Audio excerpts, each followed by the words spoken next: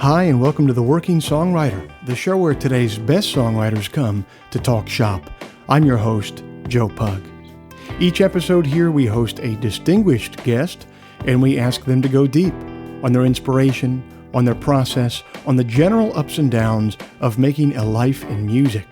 So, whether you're a grizzled veteran trying to figure out how to replace your band with non-unionized scabs, or else a scrappy upstart trying to figure out how to replace your band with a looping pedal, this is your show, because ultimately it is what every writer seeks most, an ironclad excuse to put off actually writing.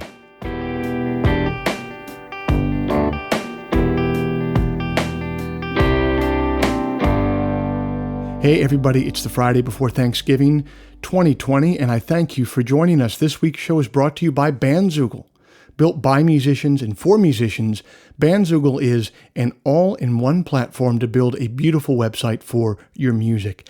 I'm old enough to remember when you had to pay somebody called a web developer to get a website made, and it would always be some guy named Petya who drove a murdered-out Mazda 6 with an aftermarket spoiler and who was always trying to sell you sandwich bags filled with drug-laced pop rocks. And old Petya would charge you about $1,000 for a website that would be obsolete in about 6 months. But it's the future now, you guys. That's not how it works anymore. We're allowed to have nice things now. One of those nice things is Bandzoogle. Bandzoogle powers the websites of tens of thousands of musicians from around the world, from weekend warriors to Grammy winners. All the features you need for a professional website are already built in. Hosting and a custom domain name, dozens of fully customizable design templates, tools to sell your music and merch commission-free. The ability to do commission-free fan subscriptions is even there. The Working Songwriter podcast listeners can go to bandzoogle.com to try it for free for 30 days. Just use the promo code TWS, the initials of our show, TWS, to get 15% off the first year of any subscription. Finally, if you'd like to hear some of my music live in the coming months, every Sunday night, I'm over on my YouTube channel for Sunday Songs at 9 p.m. Eastern. It is a live stream. I will be live. That means I'll be playing some of my tunes. I'll be taking questions and requests from people in the live chat. It's become a really interactive experience. I'd like to think that we're building something of a community over there, including many people who are listeners to this podcast here. So stop on by. Come over, be a part of it. Head to YouTube, type in Joe Pug, subscribe to my channel, and I'll see you next Sunday night. Finally, if you enjoy this podcast, if you'd like to help it remain a viable endeavor for me, here's a couple things that you could do to help. You could become a supporter of the show over at Patreon. Patreon is a platform that allows you to directly support creative endeavors that you find meaningful. You just head to their site, Patreon, you search for The Working Songwriter, or you search for my name, and then you sign up to kick in a few bucks every month for the show. Think of it as a voluntary subscription, a subscription that you don't have to pay, but that you choose to pay because you dig the show. If just 1% of our listenership would kick in the price of a cup of coffee every month, it would make a profound difference. So thanks to everybody who's already done that. And if you're not in a position to do that right now financially, I get it. I've been there before. There's a couple ways that you could help for free. First, you could leave us a rating in the iTunes store, or secondly, you could just tell a friend about the show. You could spread the word. The simple math on those two things is that they will help me much more than they will be a pain in the ass for you. Before I let you go here with all of our housekeeping, I want to let you know that next week, the Friday after Thanksgiving, there's not going to be a podcast. I'm going to take a holiday there. So I'll be back with you in December, and thanks for listening to the show, and thanks for understanding that I'm going to take a little bit of a break there for a week. All right, that's all the harassment I have for you. This was a really fun chat with Will, and I hope you enjoy it.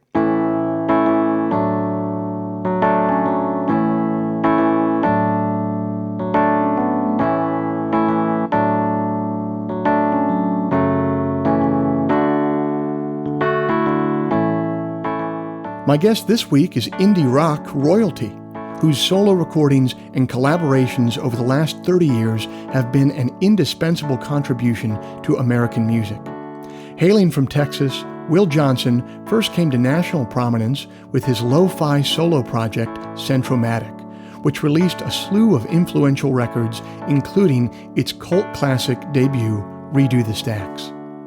He was a founding member of the Monsters of Folk with Jim James, Conor Oberst, and M. Ward.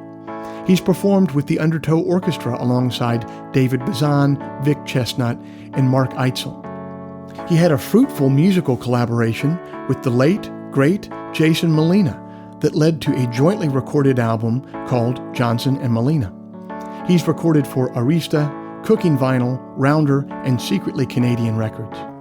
His folk art paintings that mainly traffic in baseball history began as commissions for friends and eventually ended up in very well-respected art galleries around the nation. As a drummer, he's played with Sunvolt, Patterson Hood, Craig Finn, and a filming of The Colbert Show behind my good friend Strand of Oaks.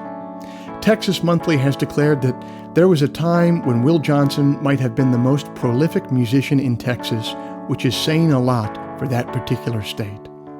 Pitchfork has called his music simultaneously sober-eyed and romantic, desert dry, yet saturated with emotion.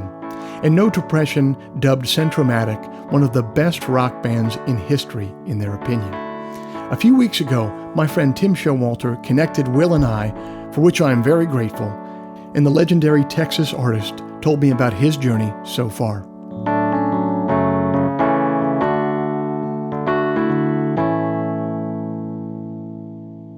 Will Johnson, thanks so much for being on the Working Songwriter podcast, man. I really appreciate it. I want to talk about you getting your start. You got your start musically, at least, publicly in Denton, Texas. And a lot of people know about the college music scenes in places like Athens, Georgia. I feel like that there was something really special going on in Denton, especially then. Am I right to think that? Was there a thing going on, and what was it like there at that time?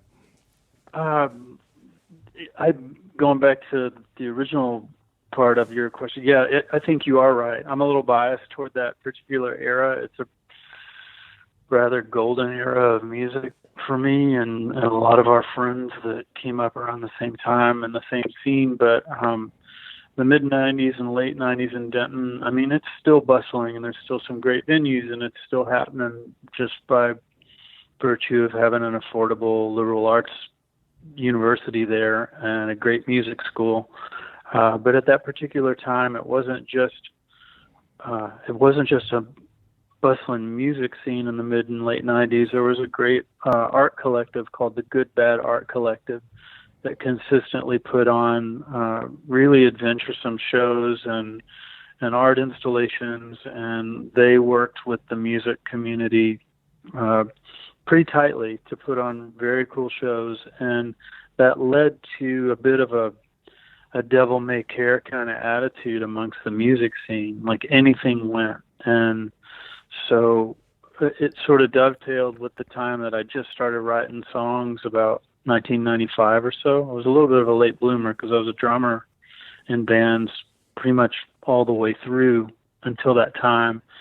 But I moved back up there to finish my college. I had been in Dallas for a while, and I moved back up to Denton, just kind of in the heart of that era. And there was a real carefree kind of notion about performing music and doing your art amongst the scene at that time, which I think made me feel less inhibited about jumping on a stage and trying out songs. And so I would make these sort of bedroom 4-track recordings and talk about lo-fi and low-tech. I would hand dub all the cassettes on my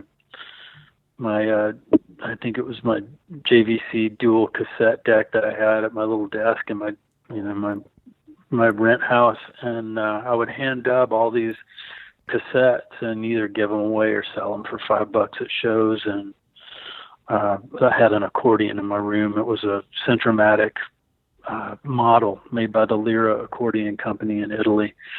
And I needed something to identify all those cassettes with, so I just started taking masking tape and writing the name Centro-Matic over those and labeling the cassettes, and then that eventually became the band name. And so that stuck with us for almost 18 years. So that's kind of how the whole thing started, mid 90s or so. It was just a real adventuresome time in that music scene, and there were a lot of good venues, good record store, like I say, a good art collective. There were just a lot of people that were very supportive of one another in that scene, trying to kind of make a go at not just music, but just being creative. And that led to a very energized kind of community. What gave you the confidence to jump out from behind the drum set and start writing your own stuff? A lot of times when you get known in a particular musical community for doing something, or really any job, you get known for doing one thing. It's hard to make a switch and be known as doing another thing. So what gave you the confidence to feel like you could do that? It was a little bit nerve-wracking, to be completely honest, and it was a slow build to that. It's not like a switch just flipped and I went from behind the kit to strapping on a guitar and singing songs. The band that I was playing drums for from 91 to 96 was a band called Funland, and we were based out of Dallas, and they were gracious enough to hear me out if I had guitar ideas or if I had melodies.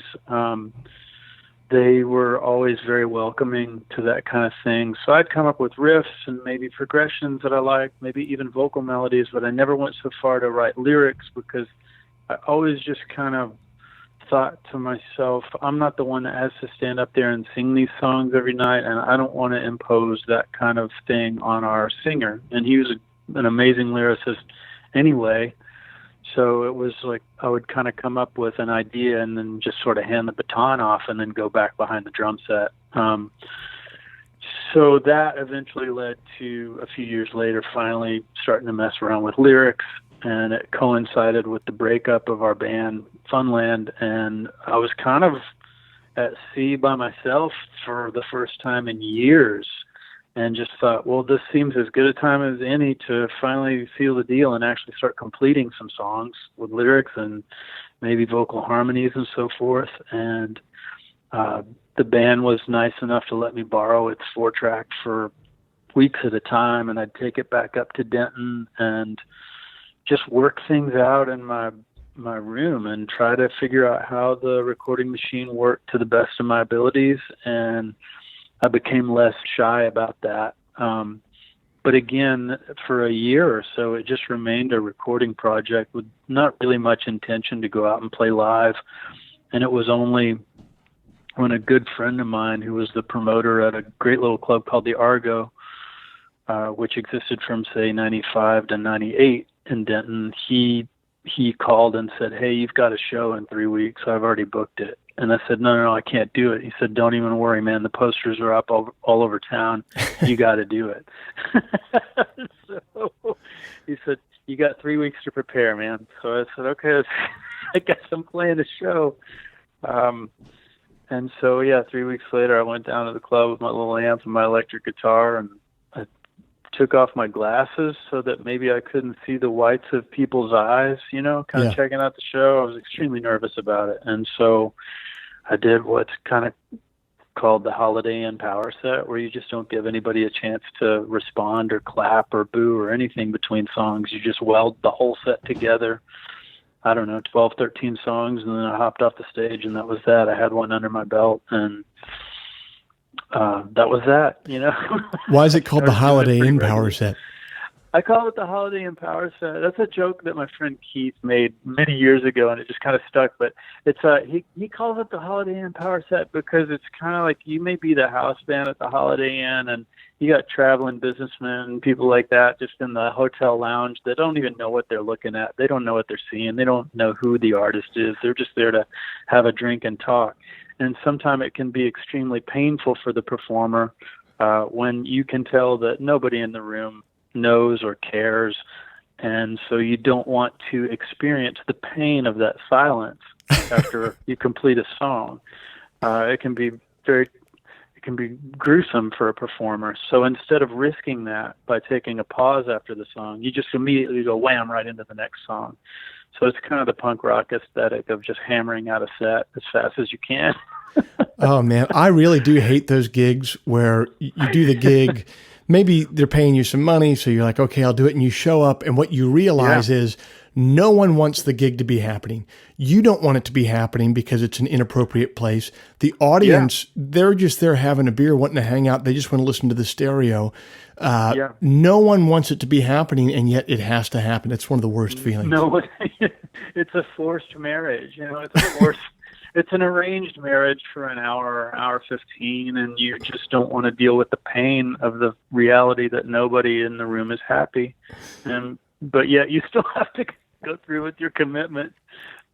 Fortunately, the first show, I think, I had a few friends there and they dug it. They were super supportive, but I still played it out of sheer fear and internal terror. And I still play shows like that sometimes. It still happens. So you're never too far from it. So as you said, you'd remain under Centro-Matic, or that band would go on for, about an 18-year run. It was a pretty durable thing. So, it became a really beloved project. When did you understand that was going to be the case? What sort of feedback did you start getting where you thought to yourself, oh, well, maybe this isn't just something that I was doing into a 4-track for myself. Maybe this is something that other people could really find meaning in? I remember there were a couple of instances where I started to feel that, and for different reasons. I mean, maybe the third or fourth show that we played as a full band, I mean, we didn't really rehearse. We just went to the club and figured it out. And, I only know 7 or 8 chords at the time anyway, so it's not science really to figure out my jams. And they had listened to them enough to where they could kind of navigate their way through them. We didn't need a ton of rehearsal, but I remember around show 3 or 4 just kind of panning around the stage and looking at 3 of my best friends and thinking, man, I freaking love this band. I love these dudes, and I love playing music with them. And in Denton, again, we had a good support system there, and we had a good support system in Dallas, and just kind of through Texas, eventually we started making our way to Austin, and we slowly built our crowd up. So there was encouragement coming from there, but honestly, the encouragement within was just as crucial to me to want to make a lot of records with these guys and do a lot of touring. So that was the kind of quiet affirmation that would take place over the course of shows during that first year or so. And I also remember a dear friend telling me after one of the early shows, he said, man, you guys are in trouble. I said, why? He goes, and I think, I can't say for sure, but I think he was talking about in terms of like gaining any kind of quick profile or quick success. And I was like, why do you say that? He's like, you guys are a total musicians band. Like, and it was the house sound guy, still a good friend of mine, at one of the venues in Denton. He's like, I pan around the crowd and it's all people from bands that are coming to see you guys. And sometimes that can be a curse because that just means it's going to, you're going to be a cult sort of thing. And, of course that's not always the case, but I do remember him saying that. And I remember something kind of triggering inside of me thinking, yeah, this is going to be a long, like slow, very grassroots kind of thing for our band. And it remained to be the case, possibly for that reason, but also we were real protective about owning our own masters in the late 90s, which wasn't all that popular of a thing to tell a label. Oh, yeah. I mean, back then, that was just outright unheard of back then. Yeah, and so we were very protective of that, and that definitely furrowed some brows with a few record labels, say 98, 99, but we stood by it, and we accepted everything that came with that. And so therein became the long, slow build, and that was kind of the existence of our band over all those years, really. How do you say no, though, to the jet fuel of signing with a bigger label who would take your masters from you? Like, it just seems like, man, at that age, you're in your late 20s, things are kind of happening. It seems like 99.5 out of 100 people just say, screw it, man, give them the masters and let's go. Like, why was that such an important thing for you? I think because I was realizing that I didn't want, or I just wasn't that, I wasn't that fascinated with the quick fix. I wanted a life of music and not just 3 or 5 years of music. And I realized that real quick, maybe after the second or third record that we made. I realized that this was going to be a real long thing for me, and I just didn't want to lunge for the cash grab or anything like that out of the gates. And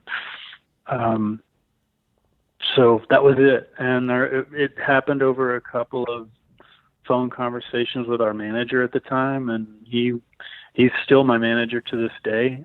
He's very wise, and he's like, I think the smarter thing for you, if it looks like you're going to be making a lot of records over a lot of your life, I think the smartest thing for you to do is own your own masters all the way through, so there's never any question.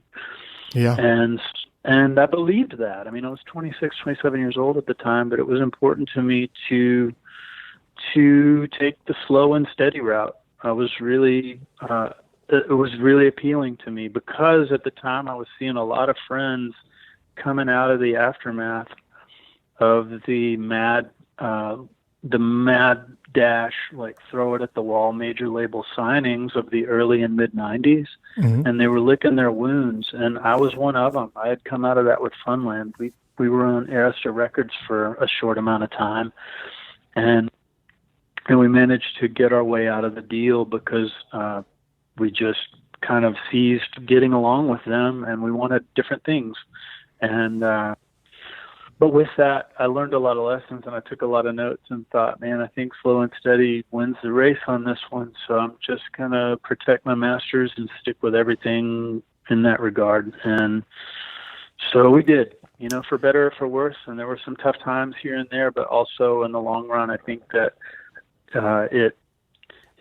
it caused our band to exist on a real slow build and a real steady grade to where there was never any drama with us. And we had the same membership for the entire almost 18 years. And we remained to be close, and we remained to be friends, and we still play on each other's records. And I think it preserved a lot of anxiety or potential anxiety within the four of us, to where we really started to look after each other carefully and like true brothers. Man, that's a really interesting way of looking at it. I know what you mean about wanting to do it for the long haul, so holding on to this stuff, because I think we've probably both seen a lot of people get that money kind of quick. But then the difference is they've given away intellectual property. They didn't just get that money for free. You know what I mean? Yeah. And then, the Warren Buffett thing of like, when the water goes out, you can see who's not wearing a bathing suit. It's like, when you hit tough times, and COVID and coronavirus are kind of a tough time. Like for me, I own all my masters except for one album. And like, I'm not going to say I'm like going gangbusters right now in life, because no one is in the music business. But, I do own a lot of my stuff, and it's put me in a different position than people who, they tell me about a payout that they got, 5 years ago. I'd be like, damn, man, I'd like some of that money. Here sometimes. Yeah. But now they're really struggling right now because there's no passive income coming in. That's right. And I think that owning your own masters things, I think it's more than just money, but it's the ability to not have to answer to anyone when you decide years later that you really want to do a project that involves some or all of those recordings, or if you want to do any kind of mix and match sort of, nostalgia release, any of that stuff. You just don't have to go down a chain anywhere. It's your decision. And I think there's a lot of peace of mind in that. And so I think that's what I started thinking about pretty early on with Centro-Matic. I saw that we clearly loved each other a lot. We were going to make a ton of records, and it was just probably the better call for our particular situation.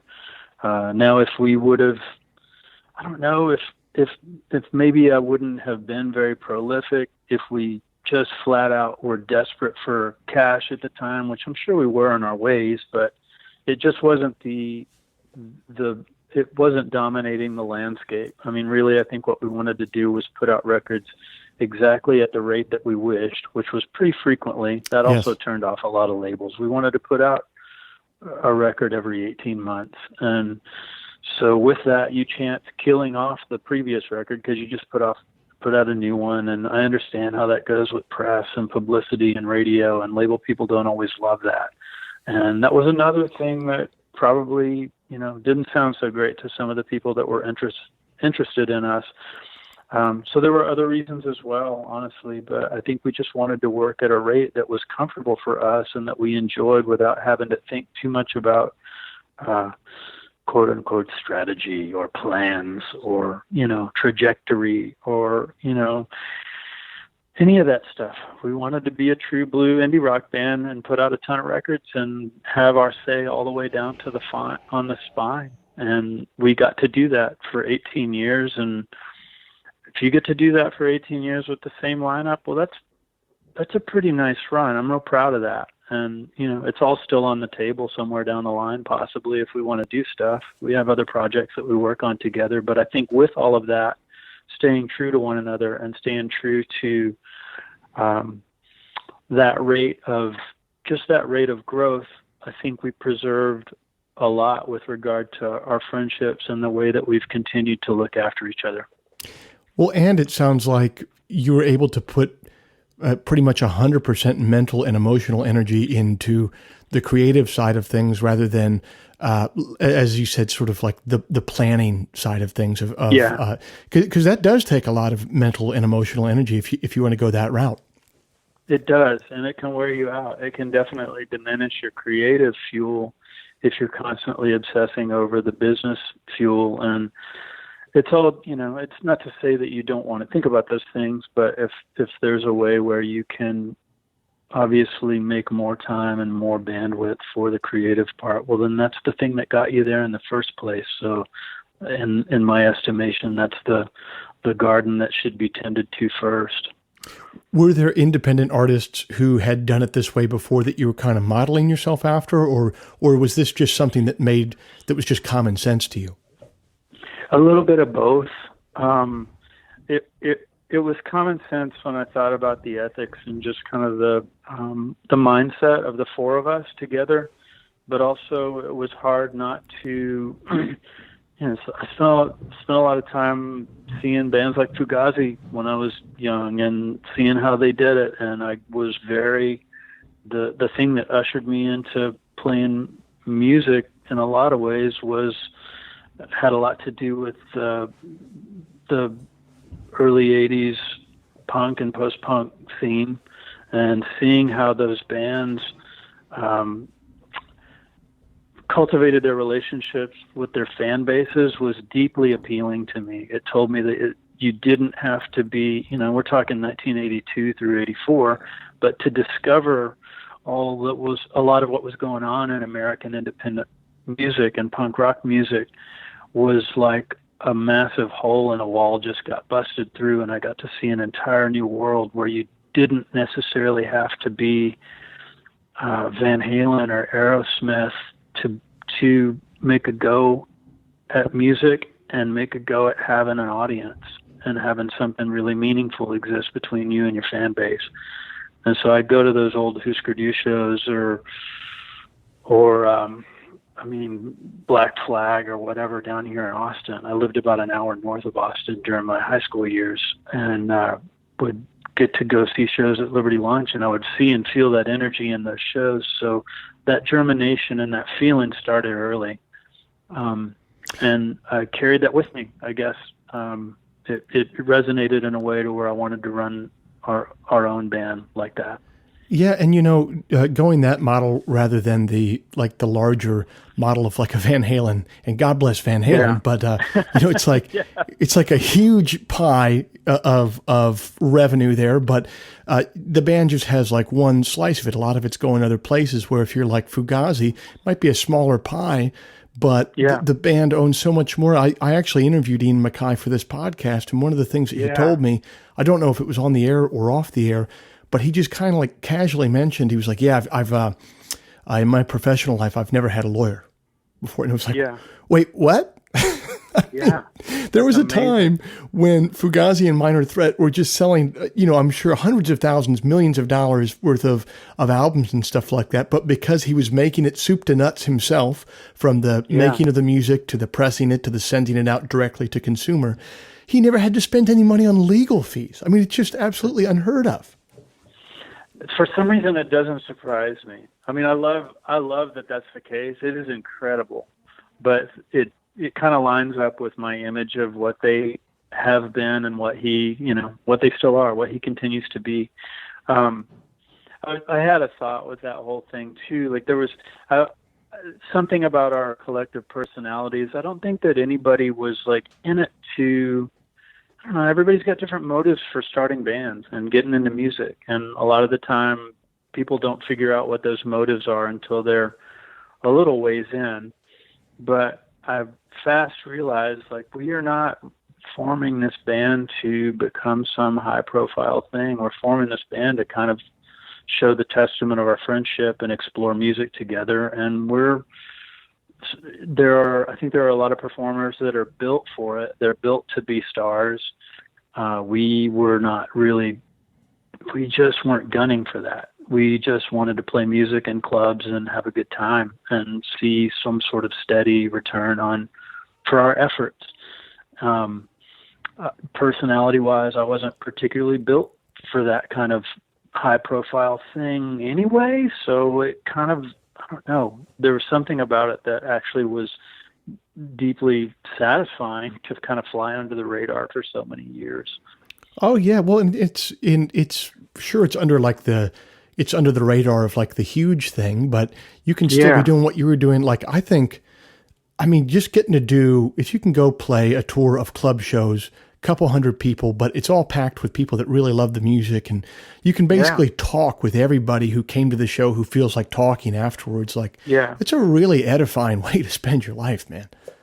That's right. And we kind of, we developed our strongholds that we knew we could go to and do well. And there were other cities where we did not do well, and we just had to, suck it up and, like I said, do the Holiday Inn Power set and move on to San Francisco or Portland or Seattle. And, so we it's not to say that we had 200 people in every town waiting, but we had enough to sustain us to where the tours were fruitful and enjoyable, really for the most part till the end. So at least we got to say that, and the whole thing wrapped up in a way that we had to address it with kind of new angles, because we had all become adults together. We'd all kind of grown up together, and our lives had changed a lot. And some of us become fathers, and there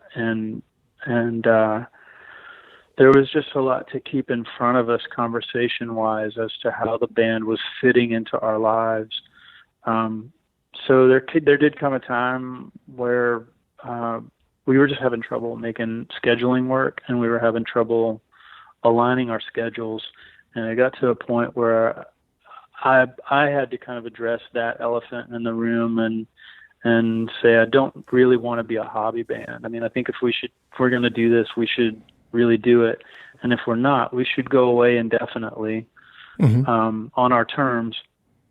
And so I'm getting a little ahead of myself here, but we decided in 2014 to go ahead and wrap up the band, at least indefinitely, and do a final tour, which was celebrated. And it was probably the most enjoyable tour we had done, maybe this side of, say, Europe in 2000, which was like our first European thing. And that was what I called the European honeymoon.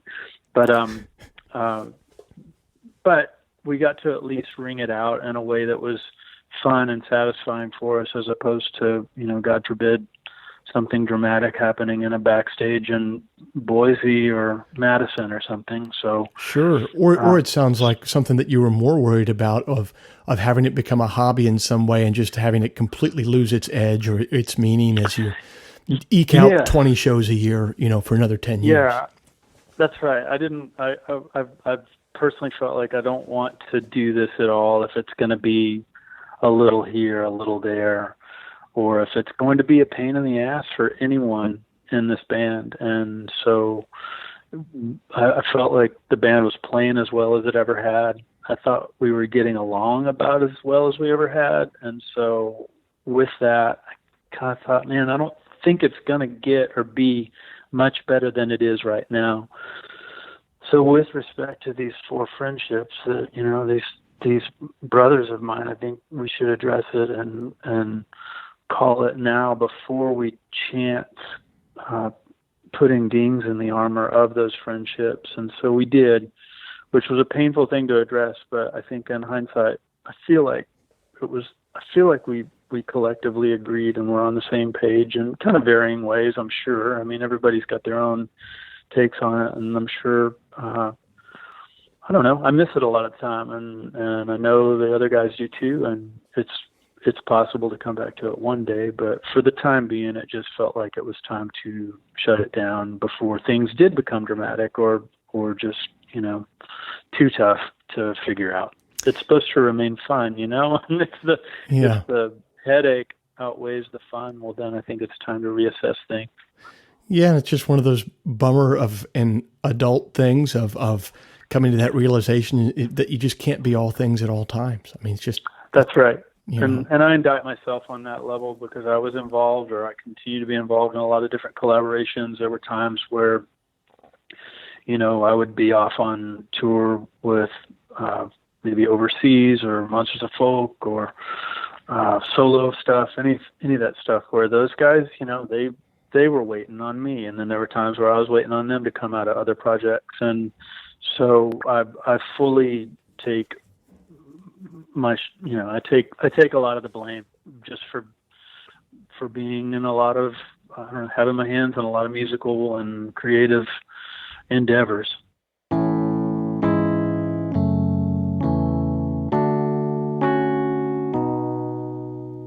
The holidays are swiftly approaching, and you have a problem. The problem is you need to get a gift for somebody that you love, but you are lazy. You're probably going to leave this task until the last possible minute and then end up with some disappointing, meaningless piece of trash. So let me solve your problem for you. In fact, let me help you win your holiday season. For a limited time only, I'm offering handwritten lyrics to any one of my songs in my merchandise store. That is custom, written to order by yours truly, dedicated in any way you please, and best of all, arriving already framed. So you don't even have to worry about your procrastination coming to bite you in the framing process. All you have to do is go to joepug.merchtable.com. That's joepug.merchtable.com. And I'll handle the rest of it myself. Your lyrics will arrive handwritten, dedicated, and framed. And you will win your holiday season with your awesome custom present. Head over to joepug.merchtable.com to pick up your set now.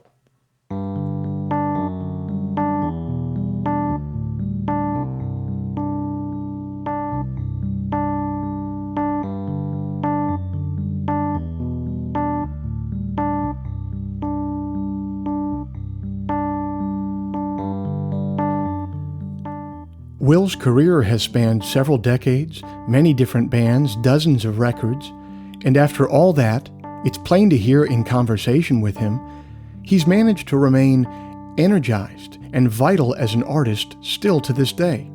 That's a difficult feat to accomplish.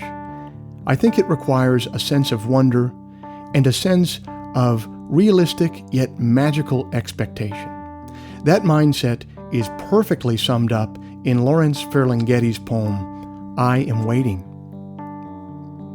I am waiting for my case to come up, and I am waiting for a rebirth of wonder, and I am waiting for someone to really discover America and wail, and I am waiting for the discovery of a new symbolic Western frontier, and I am waiting for the American eagle to really spread its wings and straighten up and fly right. And I'm waiting for the age of anxiety to drop dead. And I'm waiting for the war to be fought, which will make the world safe for anarchy.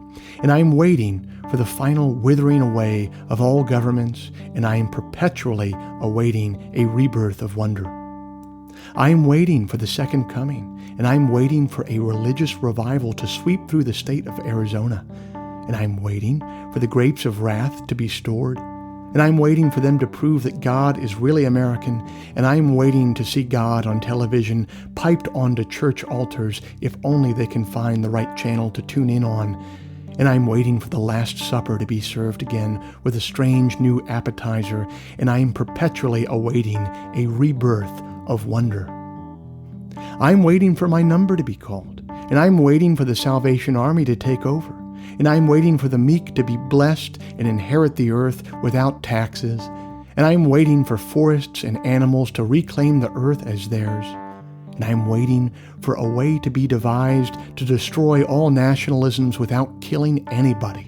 And I'm waiting for linnets and planets to fall like rain, and I am waiting for lovers and weepers to lie down together again in a new rebirth of wonder. I am waiting for the great divide to be crossed, and I am anxiously waiting for the secret of eternal life to be discovered by an obscure general practitioner. And I am waiting for the storms of life to be over. And I am waiting to set sail for happiness. And I am waiting for a reconstructed Mayflower to reach America with its picture story and TV rights sold in advance to the natives.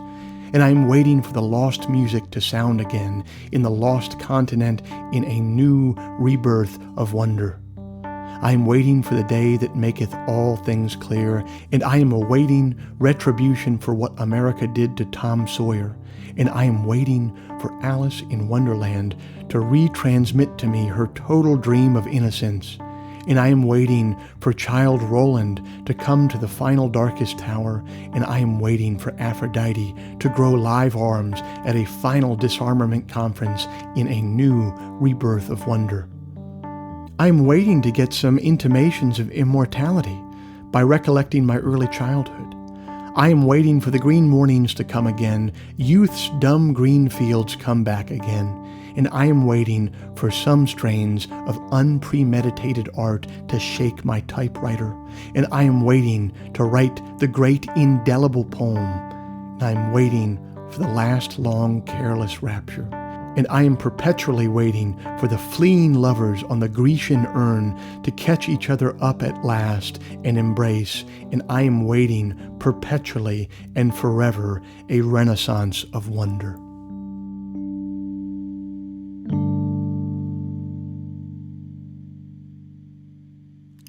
Talk to me, speaking of other creative endeavors, I'd really like to hear about your collaboration with Jason Molina. How did you guys meet, and how did that project kind of come to fruition? We met, I want to say South by Southwest 2003 or 2004 on the corner of Red River and 6th. We were introduced by a mutual friend and stood and talked for a little while, and we discovered through the conversation that we were kind of mutual fans of each other's music. Their band listened to our records in their van a lot on tours, and I had been listening to their music on a lot of previous tours. I believe that first Magnolia Electric Company, the Songs of High Magnolia Electric Company, had been kind of the soundtrack to a very recent European tour for me personally, and I had found so much solace and comfort in that record, being far from home for 6-7 weeks straight. And I conveyed that to him, and we just kind of saw each other around for a few years after that at shows. He would come out and see us, or I'd go see them when they came through Denton. And then finally, one September night in 2007, they came through Austin and played the front room at Emo's. And I wound up speaking with him for a while, and we're talking at the merch, and the whole club is shutting down, and we're just sort of chit-chatting and catching up, and I'm about to shut it down and head home, and he says, "Hey, we should make a record together." And of course, I'm sure, as you know, like, that gets said a lot between songwriters and artists, yes. But it doesn't always get done, and it doesn't mean that the sentiment isn't there. It's just time and organization and making everything line up. But I said, "Sure, that sounds great. I'd love to do that." So we swapped information on scraps of paper, and within 72 hours, I had an email from him saying, "Hey, you set up the studio time. I'll get the plane ticket." He was living in London at the time. Mm-hmm. "I'll get the plane ticket. We'll make our record during the first," this is great, this is so Molina, "we'll make it during the first new moon of 2008. I said, okay, that's fine. It's a deal. And so we had to go back and forth with the studio thing. We didn't get it done during the first new moon of 2008, but we did get it scheduled for February of '08. And he flew in from London, and we wrangled up a few of our dear friends and musicians to help back us up a little bit. And we spent 10 days in the studio at the Echo Lab, which is in Argyle, Texas, just a little bit outside of Denton. And my bandmate, Matt Pence from Centro-Matic, engineered the record. We spent 10 days, and I think we wrote and tracked about 21 songs. And we just backed each other, trying to be the best musicians and side people we could be for each other, to serve each other's songs. Each day was kind of workshopped. I mean, we'd wake up early and go to our separate stations and 4-track demos, make scraps, work on, just fragments of songs. And then around noon, we'd convene in the studio and start working on whoever had something ready to go. And so it was kind of like being at camp for 10 days or so. It was a great experience, a really good experience. Doing a project that's not your quote unquote main project can be so freeing like that, man. It's a real shot in the arm. Without a doubt. I mean, I was already inspired by his writing and by his friendship, and he was deeply funny. I mean, we spent a lot of the time joking around and shooting BB guns and just riding around in my pickup truck, doing errands, and we got to know each other better, obviously, over the course of those days. And his humor was wonderful. He was drinking, I was drinking, but neither of us were. There wasn't a feeling that we just weren't getting things done, and there was never a time where I thought the session needs to be shut down or anything like that. We were just productive, but we were celebrating, honestly. And like I say, we got a lot tracked in a short amount of time. And I think we left with a general sense of satisfaction and even celebration in the fact that we made something that we really loved together, kind of on a whim, going in on faith, not knowing each other terribly well. That there was a lot of reward in that. Man, that's one of the toughest things I have with drinking and limiting my drinking is it's if I'm getting a bunch of stuff done, I'm like, I don't have to stop drinking. I'm getting a ton of stuff done right now. It's like the ultimate excuse, I fall into that too. I mean, I come by it honestly, but it's the whole work hard, play hard thing. And I definitely, I have a crew of very dear friends that abide by the same philosophy. And, I don't know. I don't know if it's a good thing or a bad thing, but sometimes it's one of those deals where it's like, all right, I had a great productive day. Let's have a time tonight. Yeah. Yeah. It doesn't always have to be that way. No. And in fact, coronavirus has kind of helped me. I'm not going to say I have a handle on it because I don't think that that's a thing you ever fully get a handle on. But yeah, I realized one of the things is for like the last 10 years, it's like I work in bars. I'm a bar worker, basically. You know what I mean? I go in and play these places. There's a case of beer in the fridge. Afterwards, if it's a good show, the bartenders are saying, hey, man, come on over here for a second. I got something for all of us here. And you knock back some whiskey with them. So it has been helpful being out of that milieu to a certain degree. Definitely. But that is a pattern that happens. And after a while, days and weeks can go by and you've been living that very lifestyle because it's a big party for the people that are hosting you. They're happy you're there and it's their big night, but that happens to be every night for you. So I guess it was Wes Freed, the guy that does the artwork for the Drive-By Truckers records, said in an interview about the truckers, it's like truckers in the mid 2000s and whatever, even now, it can be a party scene for sure. And he said, it's amazing because they go on the road and the party never ends. But the problem is the party never ends. Yes. And there are times that I come back to that and I'm like, oh yeah, it's been a long tour, man. A lot of big nights for, like say maybe the staff or the people that are hosting your show. They want to ratchet it up and you don't want to disappoint them, but at the same time, you got to be true to yourself. Exactly. And then the flip side of it is I just played with the band earlier this year and I won't call out any names here, but it was a pretty adult time backstage. Like, it was pretty, a lot of people just like reading books and drinking tea. And I played a set, and then they went up to play a set. And as they went up, the drummer went over, opened the fridge, and cracked a beer. And I swear to God, he didn't know that anyone else was listening, because I happened to be in the room next. But as he cracked the beer, he just said to himself, or at least he thought he was saying this to himself, he just goes, "Someone's got a party in this fucking band."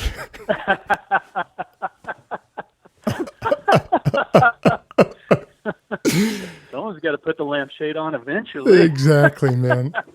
Didn't get into this to work in a bank, but then we've all, and talking about your friend Jason Molina there, who alcohol took a really big bite out of him, and I have friends who, if it wasn't alcohol, it was other sort of drugs that took a really big bite out of them on the road. Yeah. Like, there can be serious casualties to it as well. There can be, and whatever. I've gone through patches where, especially before I became a father, where it's like, all right, this is getting a little thick and a little intense. You could definitely stand to back off here. And fortunately, I've been able to discipline myself, or I was able to discipline myself back in those days, at least to the point where I didn't get myself in too much trouble. And that eventually, I'm sure that you understand this yourself as a father, but there's nothing that keeps you on your toes quite like the pitter patter of feet in the hallway at about 7 a.m. Yeah. Like, it's go time, and I cannot afford to live the way that I used to, not monetarily, but just physically. I cannot afford to. You can't live both lives. At least I can't. And and in so many ways, being a father and just I'm the one that gets up with the kiddos, and when they get up, it's time, and I just can't afford to feel that way. And so it's straightened me up in so many ways, I guess. I still have my fun, for sure, but it's regimented it, I guess, for lack of a better word. For sure. Well, because, there's just this natural governor. Well, and there's this freedom to it of like, dude, you can stay up for as late as you want tonight. You can do that, but understand that there's no question that you're getting up at 6:30 or 7 tomorrow morning, and you're cooking breakfast, and nothing worse than being up at 6:30 or 7 in the morning. Maybe you've done a gig the night before and you're close enough to come home. And so you wake up and you're like, you're going to be the only one with the kids all day. Yeah. You got no sleep in the tank. You're like, dude, there's not enough caffeine in the world to keep me up. You might have done everybody better by just staying where you were and coming home 14 hours later and being a better person than forcing the issue. But now I have a question for you. On your solo tours, are you driving yourself? Or are you? So I travel now with my dad. Retired about 5 years ago, and he travels with me and helps me drive and sells merch. Awesome. So the two of us travel. That's cool. Yeah. That's super cool. That's another thing that I've found in the last, really since the band wrapped up, like, even when touring comes in and there's not the pitter patter in the hall or anything like that, just the necessity of driving oneself also keeps things a little bit more reined in. It's also just age. I mean, whatever. I'm almost 50, and I don't need to act like I'm 25 anymore. But at the same time, the notion of the solo touring thing and having to drive myself, like, there's always that image of everybody standing on the passenger side of the van waiting to get in, and nobody wants to drive.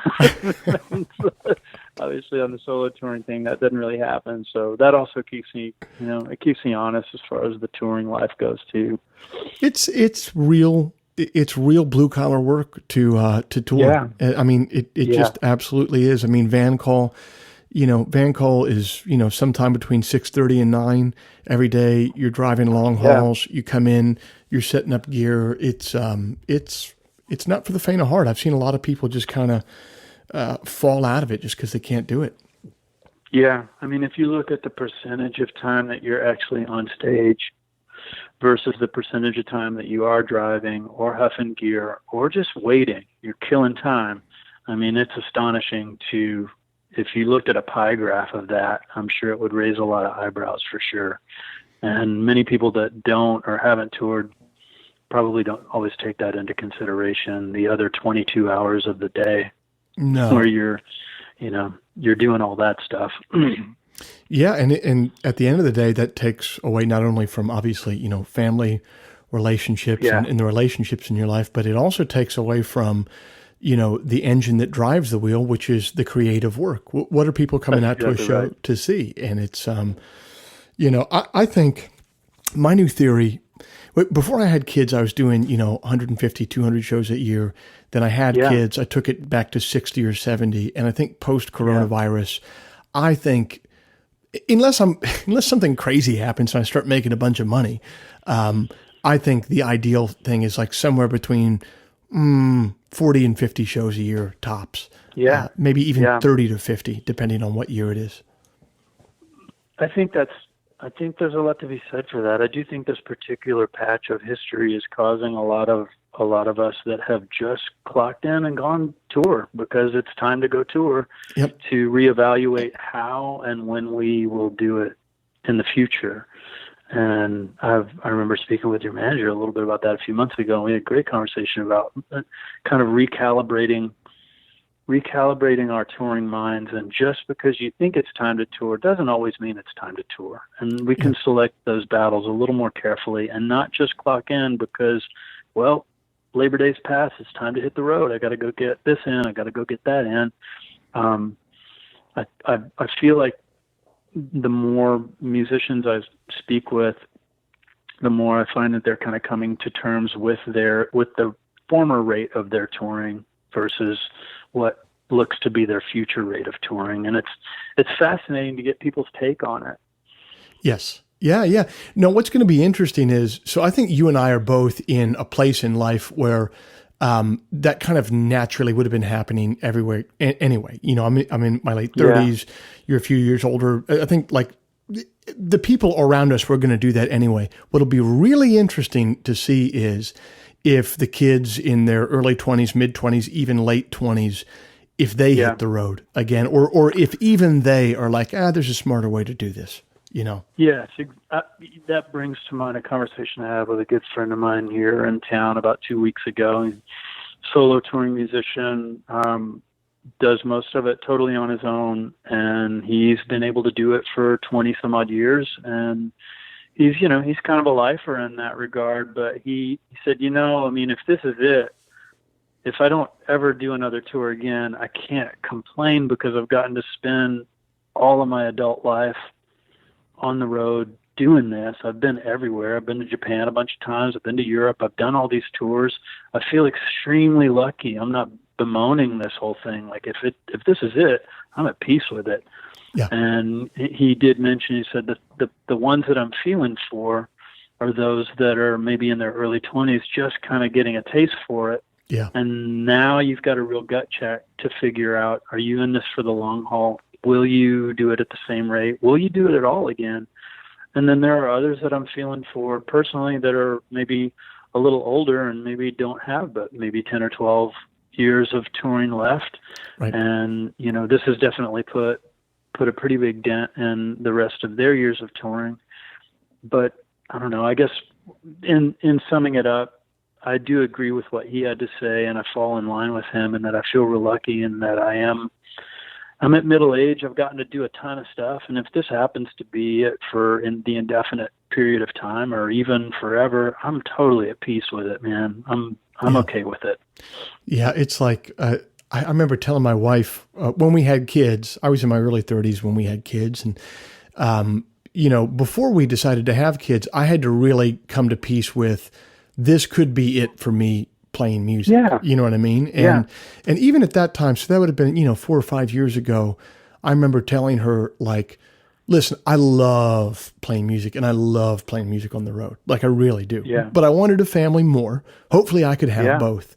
But my thought was, if I can't have both and I do have to give this thing up, what was really cool was, it's like, man, it's not because I didn't give it the old college try. I tried. Yeah. You know what I mean? Yeah.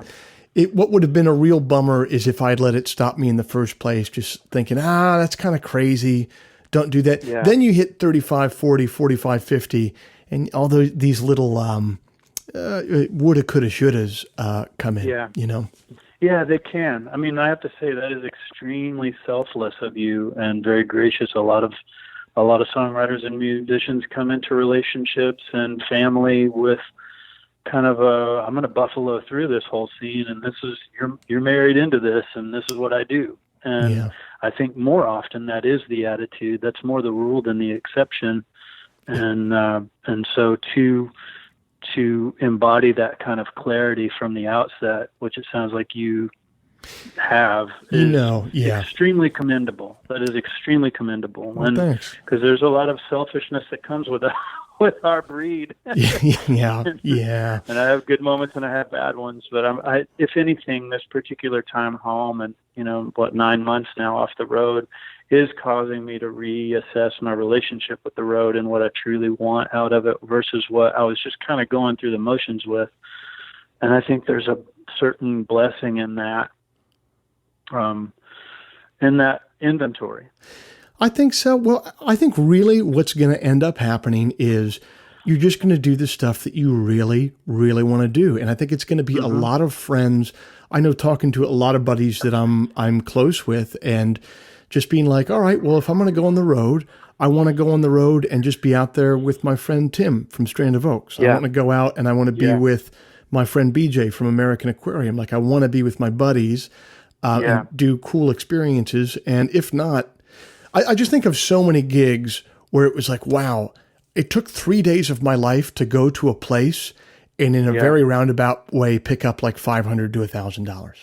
Like I don't ever want to have to do that ever again for that. I think we're going to tweak our own shots that we call a little better, and that'll always slide a little bit here and there, but at the same time, I think there's a lot to what you're saying, and that we should be able to not have to grind it out quite the way that we were just sort of, I'm not going to say mindlessly doing, but we should just pick the stuff that we truly want to do. Yes. Yeah, I mean, I think I've told this story in the podcast before, so I don't want to bore the listeners here, but there was a certain point where I'd be calling home on tours and complaining to my wife that there was no one at the show. And she's like, cool, man, you've been doing this for a decade. No one ever comes out on a Monday and Tuesday night, and you're surprised. You act like you're surprised. You're an idiot. I mean, don't book shows then, or book the shows and then don't complain about it. But it's it's one of those. It's always a sliding scale, man. Isn't it always a wonderful, kind of crazed science project? It's always a work in progress, and it's fun because you tweak it a little bit year by year, and if you can shave a couple more dates off to where that buys you, say, a week. I had 10 days more with my family in 2017 than I did in 16, so there's some improvement there.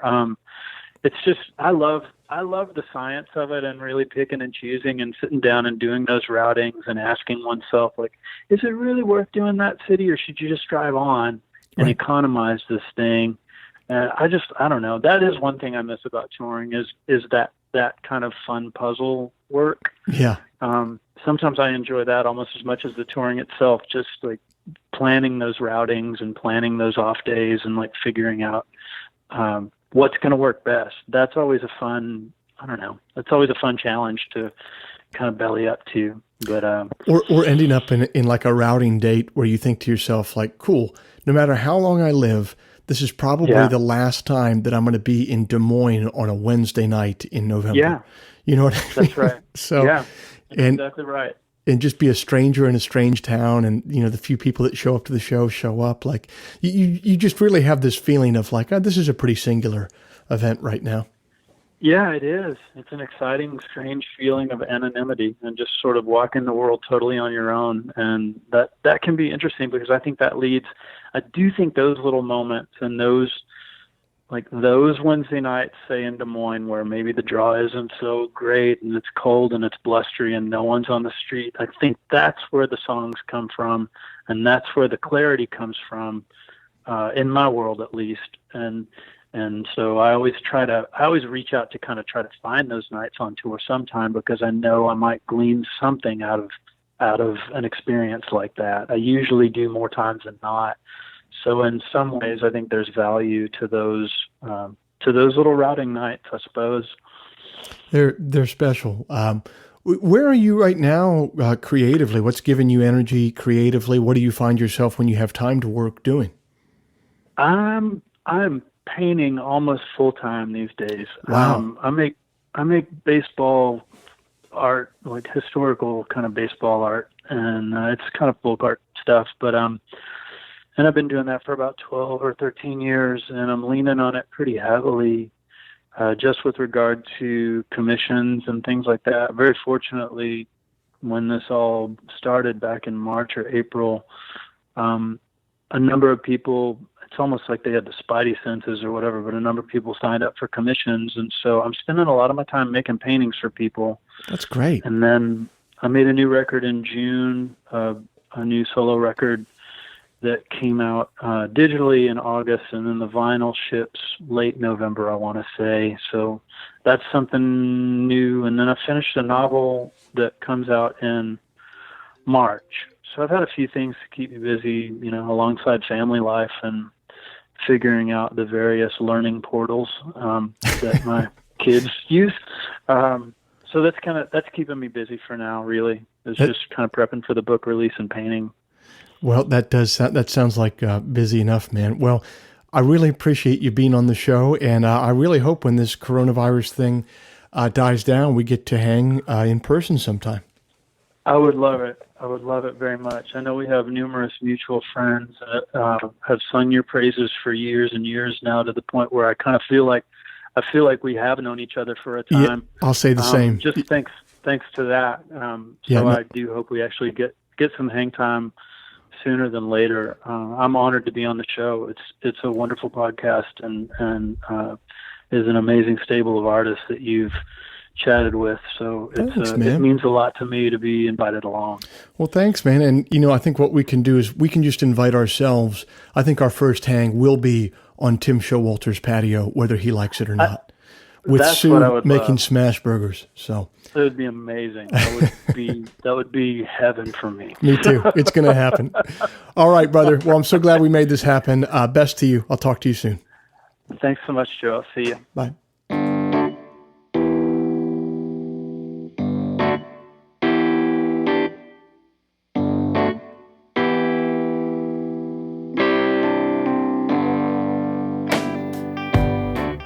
This week's show is brought to you by Bandzoogle.